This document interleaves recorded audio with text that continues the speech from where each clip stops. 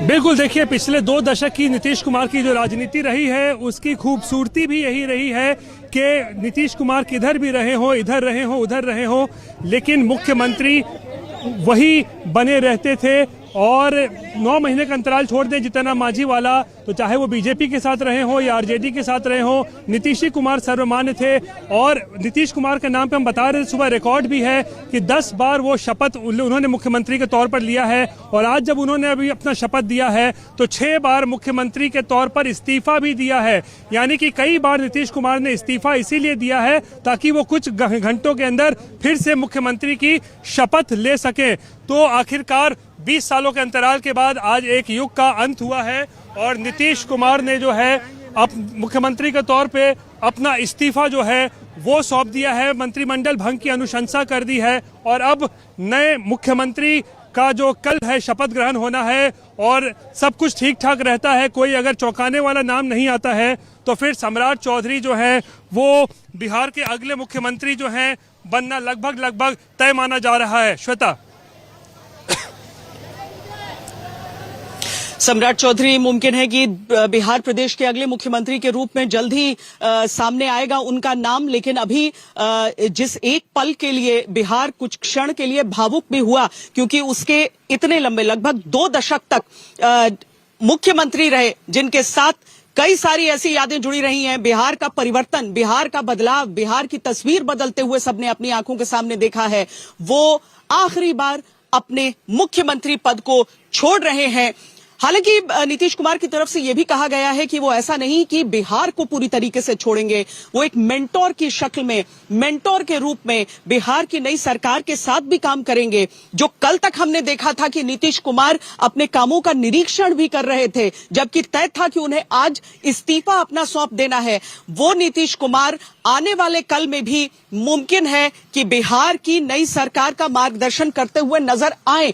लेकिन इसी के साथ एक और ऐतिहासिक घड़ी जुड़ने वाली है, क्योंकि बिहार को पहली बार भारतीय जनता पार्टी से मुख्यमंत्री मिलने वाला है। पहली बार बीजेपी का कोई नेता बिहार का मुख्यमंत्री होने वाला है। और उसी क्रम में सबसे आगे जो नाम और सबसे प्रबल जो दावेदार हैं सम्राट चौधरी, उनके नाम का ही जिक्र है। इनफैक्ट रोहित, अगर हम कहें कि सम्राट के अलावा किसी और नाम की चर्चा ही नहीं हो रही है, जो बहुत असामान्य होता है जब हम बीजेपी के किसी नए मुख्यमंत्री की बात करते हैं। चलिए रोहित के पास हम आगे जाएंगे। अभी हमारे साथ शशि भूषण जुड़े हुए हैं। शशि, यही सवाल मैं आपसे जानना चाहती हूँ।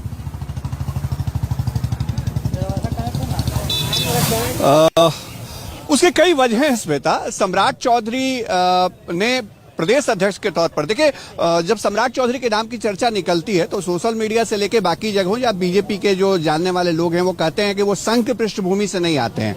लेकिन कोई ऐसा नेता, कोई ऐसा राजनेता जो दूसरे दलों से आया भारतीय जनता पार्टी में और उसने भारतीय जनता पार्टी की विचारधारा, उसके सांगठनिक प्रक्रिया, बाकी चीजों को ऑप्ट कर लिया और वो उसी तौर पे आगे नेतृत्व के नाम की घोषणा औपचारिक तौर पर की जाएगी तो वो नए मुख्यमंत्री भी मुख्यमंत्री नीतीश कुमार जी के अनुभव, उनके मार्गदर्शन के माध्यम से ही बिहार को एक विकसित राज्य बनाने की ओर, मेरे प्रधानमंत्री आदरणीय नरेंद्र मोदी जी के विकसित भारत के लक्ष्य की ओर लेकर चलने का कार्य करेंगे। विपक्ष का कहना है कि हम लोग चाहते थे कि नीतीश कुमार प्रधानमंत्री बने, लेकिन दुर्भाग्य देखिए बीजेपी की वजह से राज्यसभा पद से रिटायर होंगे। ये वही विपक्ष है ना जो मुख्यमंत्री जी के व्यक्तिगत तौर पर उनके ऊपर टिप्पणी आरोप करने से भी पीछे नहीं हटे।